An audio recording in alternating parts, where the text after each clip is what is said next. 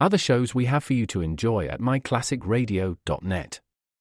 The Avengers was most certainly not a household name in South Africa prior to the radio series. With no national television service until 1976, the mechanism simply was not present in the country to show television programs to mass audiences. While many other countries reveled in the filmed adventures of John Steed and company, South Africa was not equipped to join in the fun. The series took Britain by storm and made a major impression in the American markets, being that greatest of rarities, a British series given a network transmission slot. However, as a filmed series, rather than a videotaped one, The Avengers was able to gain a modicum of exposure in South Africa through film rentals. Come and listen at myclassicradio.net. They say you have 3 names. The one you inherit from your family. The one your parents gave you. And the one you make for yourself. So create the brand of you. Find the job you've always dreamed of and make it yours by going to Irish Jobs, Ireland's online recruitment platform. Take control of your career. Visit irishjobs.ie and move up to the next level you. Irish Jobs. Make a name for yourself.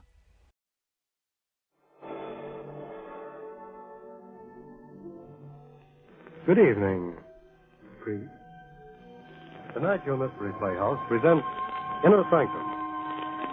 Mr. Host, the door.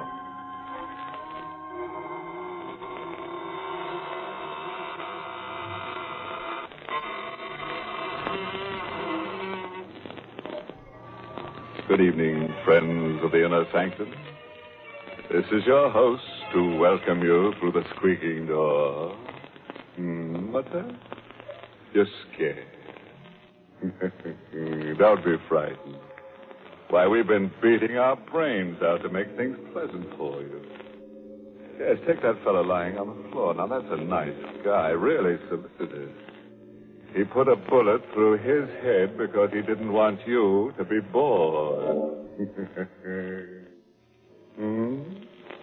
Oh, you don't like that pretty lady hanging from the chandelier? Well, we'll fix that. We'll cut her down and nail her to the wall. Then she'll be a pin-up girl.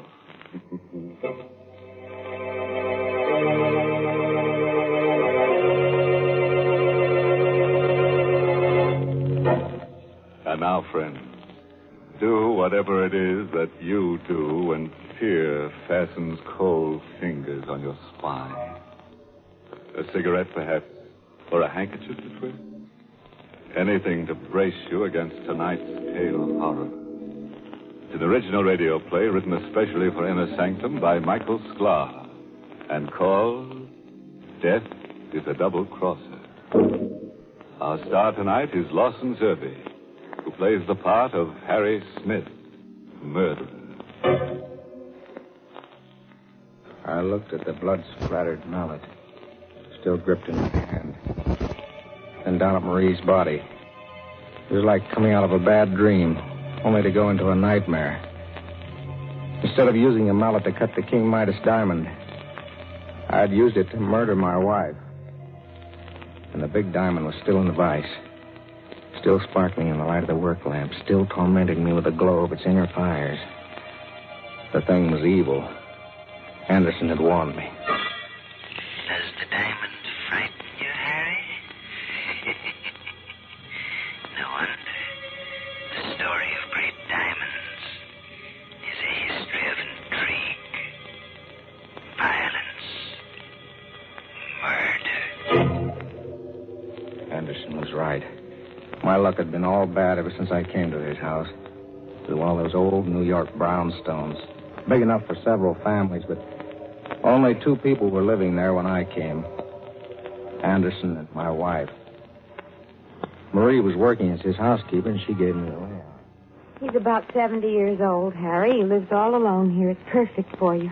No family? No wife, no children, no friends. He never goes out except on business, and no one ever comes to see him. Sounds good to me, Marie. Good. It's perfect. I'll tell him you just got out of the army. He won't ask questions. He'll never find out you were in prison. What does he do for a living? He's a diamond cutter. A diamond cutter? You don't say. He was famous once. Diamonds. He doesn't cut little ones, Harry. Only the great big diamonds worth thousands of dollars.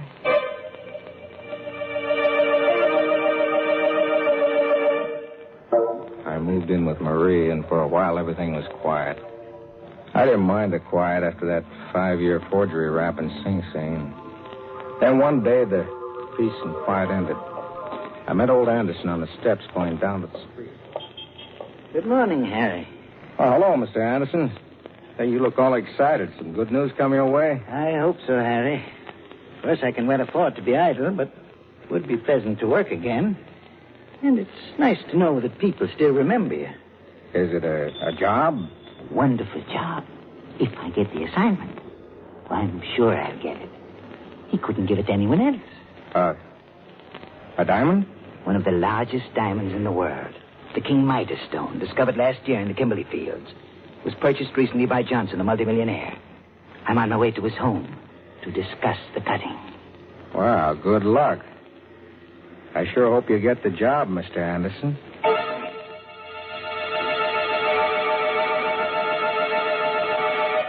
The next afternoon, Anderson invited me up to his workroom. On the bench was a square of black velvet covered by a white cloth. Something big was underneath that cloth. Anderson lifted it, and for the first time I saw the King Midas diamond. What do you think of it, Harry? For a second, I couldn't talk. The blood was pumping too fast. 215 carats. When I'm finished cutting, it'll be reduced to 125. How much will it be worth? Diamond like that? You could get $100,000. And no questions asked. It's funny. It's kind of oily on the surface, but down inside it gleams like it's on fire. Does it frighten you? Yeah. Stone like that does things to me. The story of great diamonds is a history of intrigue, violence, murder. You said something about cutting it. I'd have to study the King Midas until every detail of the task is clear in my mind. Then just a few light blows of the mallet on the chisel, and the result will be a flawless diamond. How long will it take? Oh, I should say about 2 months, Harry. I went downstairs to Marie. One look at me, and she knew something had happened. I told her my plan. If they catch you, they'll send you back to jail. They won't catch me. I've got it all figured out. This is our chance. He told me himself that the diamond will be worth $100,000 when he's finished. $100,000? Yeah. No more pots and pans and scrubbing floors. No more passing phony checks. We'll be set for life, Marie. How are you going to go about it? I'll wait until he's finished cutting the diamond. How will you know when he's finished? You'd have to know the exact time. If you waited too long, he might turn it over to the owner, Mr. Johnson. Then where would you be? Don't worry. I've got that figured out, too.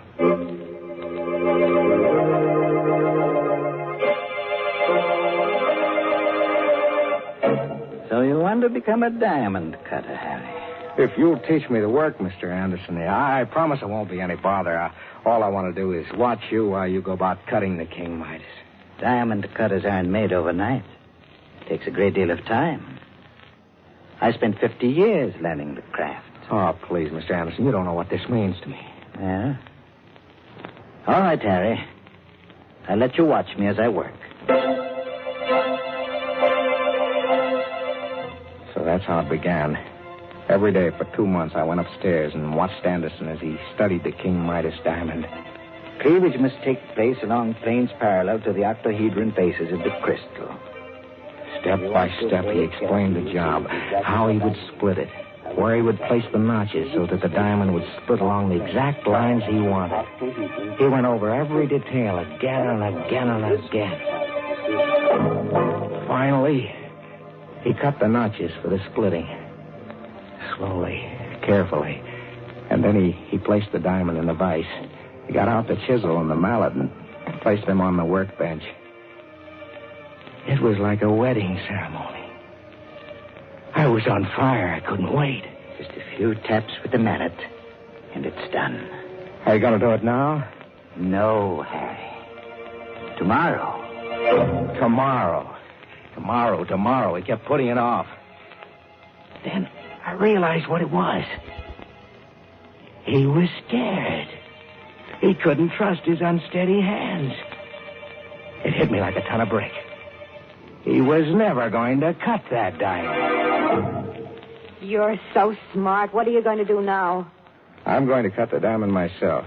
You? Yeah, me. I know how to do it. It's all set. There's nothing to it. But what about Anderson? We don't need Anderson anymore. You mean... Yeah. But that's murder. So it's murder. They'll never pin it on us. I've figured out a way to do it without leaving any trace behind. We went upstairs.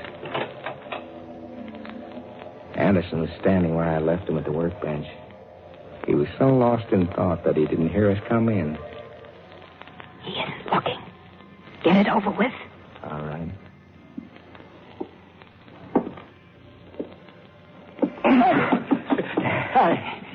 Let go of me. I don't like to do this, Mr. Anderson, honest. Murray, stop it. It's no use, Mr. Anderson. I don't. Please. He begged for mercy. He fought back, but it was useless. I had a firm grip on his neck with both hands, and he was an old man.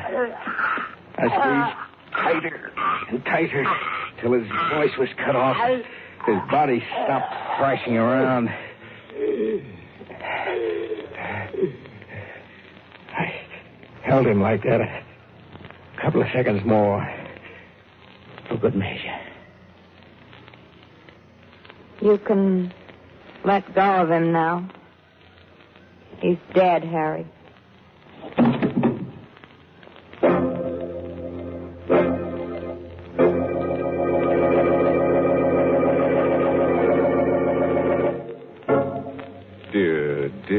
Dear.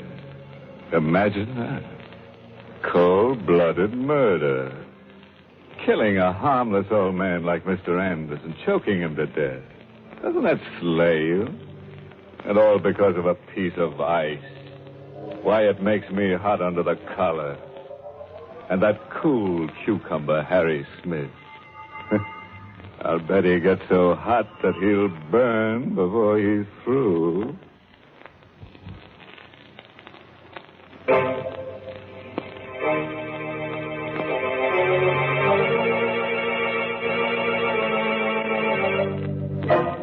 Well, friends, let's get back to Harry Smith and his charming wife.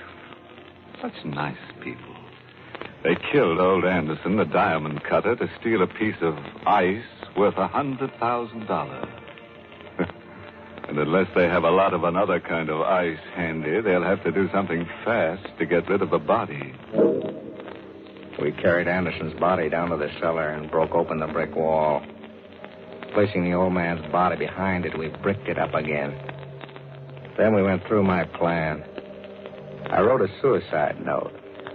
To whom it may concern, I, Olaf Anderson, because I failed in the task of cutting the King Midas diamond, have decided to take my life. When this note is found, I will be dead. It was easy for me, a professional forger, to fake the suicide note in Anderson's handwriting.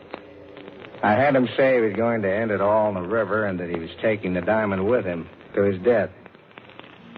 And that night, Marie and I took a walk across the footpath over the Hudson River Bridge. When we reached the middle,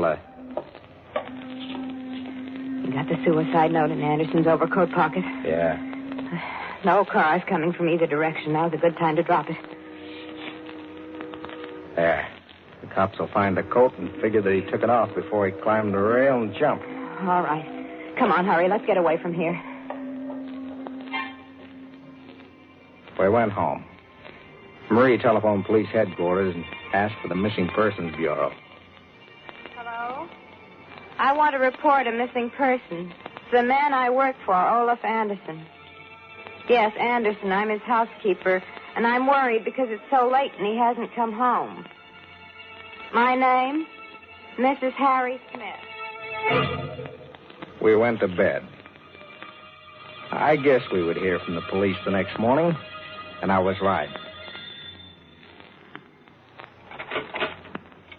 Yes, what is it? Megan is the name, lady. Detective Joe Megan, Missing Persons Bureau. Oh, yes, come in. Are you the party who reported a man named Olaf Anderson missing? Yes, did you... we find him? I think so. I'd like you folks to come down to the morgue with me. The morgue? What for? We've got a body down there. Body of an old man that fits the description of Anderson. It's fished out of the Hudson River early this morning. You might be able to identify it.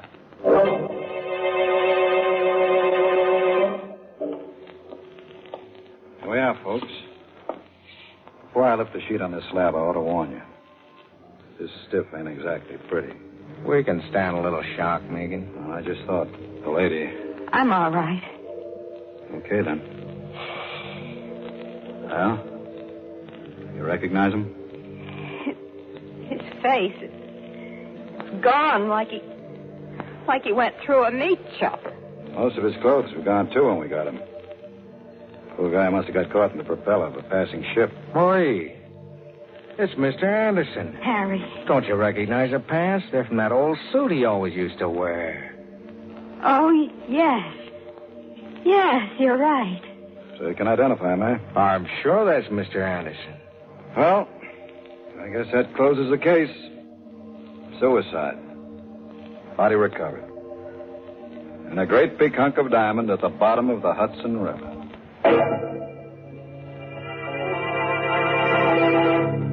It was a lucky break for us. We were in the clear, and the King Midas diamond was ours. We went back to the house. I took the diamond up to the workroom, and I placed it in a vise. I got out the mallet and the chisel. I thought it would be easy to cut the stone.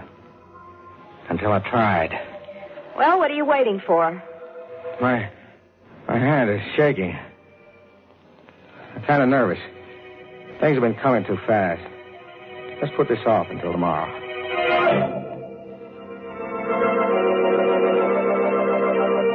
I know I said I'd do it tonight, but... But what? I don't feel so well tonight, Marie. You're lying. How long are you going to keep this up? I take it easy. You said you knew how to do it. I do. Well, then cut it. For heaven's sakes, get it over with. Don't rush me. If I make a mistake, it'll cost us $100,000. You've been putting it off for 3 days now, Harry. First this and then that. There's always something. You've always got a reason for not cutting that diamond. Now, listen, Marie, I've got to be careful. Knowing how to cut the diamond is one thing. Doing it is another. You're scared. That's what's the matter with you. Don't say that. You're frightened. Look at your hands. See how they shake. Well, you can hardly hold the mallet and chisel. You're as bad as Anderson was. She was right. My hands were shaky, just like Anderson's before I killed him. I tried for control. I told myself the diamond was nothing but a chunk of carbon crystal. I placed the chisel against the stone. I raised the mallet. But I couldn't bring it down. Now what are you waiting for? I don't know how hard to strike. A gentle blow. That's what you said Anderson told you. I can't do it. You can't do it. Of course you can. Don't be a stupid fool. There's nothing to it. She went wild. She began to shake my arm and scream at me. But her voice seemed to come from a distance. I kept staring at that diamond as though I were hypnotized. My throat was dry as dust. I was dizzy. Pinpoints of fire shot across my eyes. The diamond was doing things to me, and it was driving Marie crazy. Suddenly, I couldn't stand it. Her voice snapped something in my mind. You fool, you stupid idiot. Don't stand there like a silly fool. Shut up. Don't you dare shout at me. Shut up. I've had all I can take from you. Why, of all the nerve, you... Harry, put down that mallet. Stay away from me. I didn't mean those things I said. Take as much time as you like. Don't. Harry! Marie. I'm sorry. I lost my head. Marie, say something. He's dead.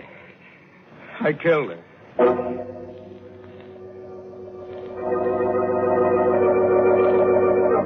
I took her body down to the cellar, reopened the wall, and placed her body with Anderson's. I'd hardly finished putting the bricks back into place when the front doorbell rang. I cleaned my hands, went upstairs, and opened it. Hello, Smith.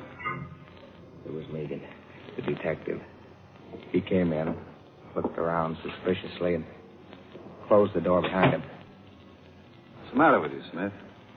Me? Yeah, you. You look sick. Me sick? I never felt better in my life. It's the light. Is your wife at home? No, she isn't. Expect her home soon? Why, no. No, she went to Baltimore to visit her mother. Left kind of suddenly, didn't she? What are you driving at, Megan? Take the chip off your shoulder. Nobody's picking on you. Yet. What do you mean? This Anderson suicide. You said the case is closed. It's closed until this morning. Now there's a couple of angles in the case that don't make sense. I'm not even sure the old guy we pulled out of the river is Anderson. But I identified him. Sure you did. Yesterday, a guy named Keeler showed up at the morgue and swore that same body was his father. It must be Anderson. The suicide note. Suicide note said Anderson was killing himself because he made a mistake and ruined the King Midas diamond. Dad, don't you see? But Anderson never got the job of cutting that diamond. He what? Say that again. Anderson never was commissioned to cut the King Midas diamond. How do you like that? It can't be. He told me himself. I got that information straight from the owner, Mr. Johnson. I don't believe it. Johnson was out of town until this morning. I got in touch with him, making a routine check on the facts. He told me he never commissioned Anderson to cut the stone. Said Anderson was too old and unreliable to be trusted with the job. But I saw the diamond. Saw it on Anderson's workbench. The diamond you saw must have been a phony. A diamond. Still upstairs in the workroom. Still waiting to be cut. I couldn't believe it was a phony. I wouldn't believe it. It had to be the King Midas. Megan was getting more and more suspicious. I had to act fast before he got down to the cellar and noticed the fresh plaster on the wall. I had to make sure about the diamond. I'd gone too far now to back out. I hit Megan on the head with an andiron. He was unconscious. I dragged his body into the closet and locked the door. Upstairs in the workroom, I grabbed up the chisel mallet. No time to think now, no time to be frightened. I had to know if that diamond was the King Midas. I put the edge of the chisel to one of the cleaving grooves and struck with the mallet. It chips like glass. Yeah. It is glass. Megan was right. I went through all this for nothing.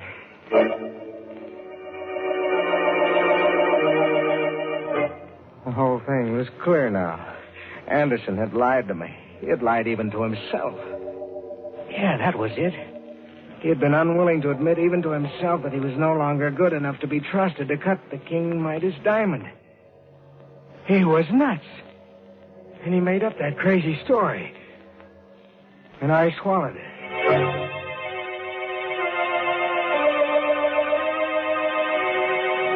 There was one thing left to do. I had to get away. As far away as possible and as fast as I could. I ran to the stairs. Going somewhere, Smith? Megan. Hoist your hands. Get him up higher. Now, come on down here. That's close enough. How'd you get out of the closet? No trick at all to force that door when I recovered from the crack on the head you gave me. The sock did something for me, Smith. You know, it gave me a brand new angle on this case. A new angle? Yeah. How's this? You thought Anderson had the King Midas diamond. So you killed him for it and planted that phony suicide note on the bridge. You know, we almost fell for it. No, You killed Anderson. I wouldn't be at all surprised if you murdered your wife. And all for a phony 5 and 10 cent store diamond.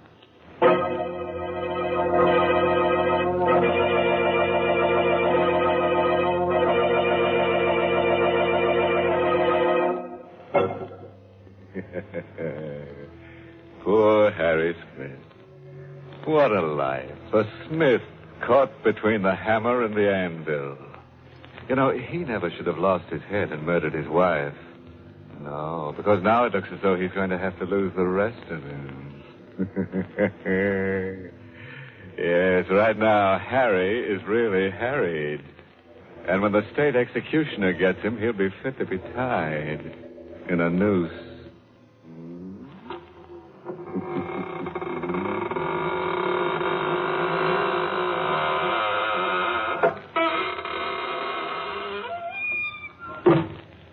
Well, thank you, Mr. Host, for an enjoyable performance in our Mystery Theater. This is Hunter Galloway saying good night. Sleep tight.